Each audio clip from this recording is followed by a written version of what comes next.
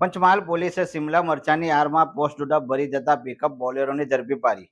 SOG પોલીસને મળેલ બાતમીના આધારે અમદાવાદ ઇન્દોર હાઈવે પરથી પોસ્ટ ડોડા ભરીને લઈ જતા બે શખ્સોને ઝડપી પાડ્યા.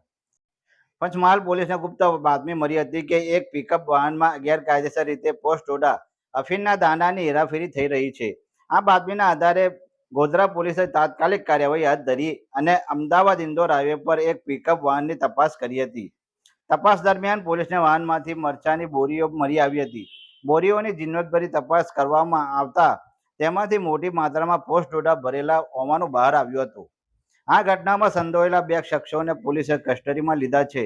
ઝડપાયેલા શખ્સો સામે એનડીપીએસ એક્ટ હેઠળ કેસ નોંધવામાં આવ્યો છે અને પોલીસે કાયદેસરની કાર્યવાહી હાથ ધરી છે.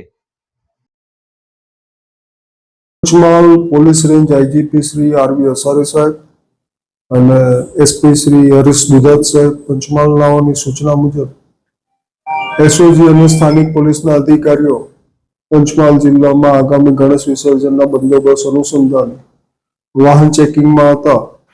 દરમિયાન ગઈકાલના રોજ ખાનગી બાતમીથી બાતમી હકીકત મળતા પોલીસ ઇન્સ્પેક્ટર જેવી પટેલ અને એસઓજીના police sub inspector Shri Gohil અને તેમની ટીમો સાથે એક બોલેરો વાહનમાં નાર્કોટિક્સ પદાર્થ લઈને નીકળનાર છે. જે આધારે અબ્રામના ચોકડી પાસે વોચ કરતા સદર વાહન આવતા ચેક કરતા સદર વાહનમાંથી પ્લાસ્ટિકના કુલ 90 જેટલા ઠેલામાં કેપ્સિકમ મરચા ભરેલા જણાઈ આવેલ.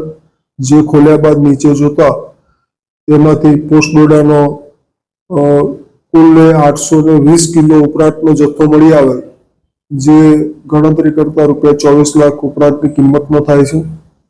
જે બાબતે એફએસએલની કાર્યવાહી અને વિગતવારનું જે કાયદેસરની કાર્યવાહી કરી અને સદર બોલેરો વાહનના ચાલક અને તેની સાથેના ઈસમ વિરુદ્ધમાં એનડીપીએસ એક્ટ હેઠળ ગુનો નોંધવામાં આવેલ છે અને આગળની વધારે તપાસ ચાલુ છે. જથ્થો હાલમાં મધ્યપ્રદેશથી રાજસ્થાનના સાચોર તરફ લઈ જતા હોવાનું જણાઈ આવેલ છે, પરંતુ તપાસના અંતે ખરેખર શું હતું એ વિગત જાણવા મળી છે.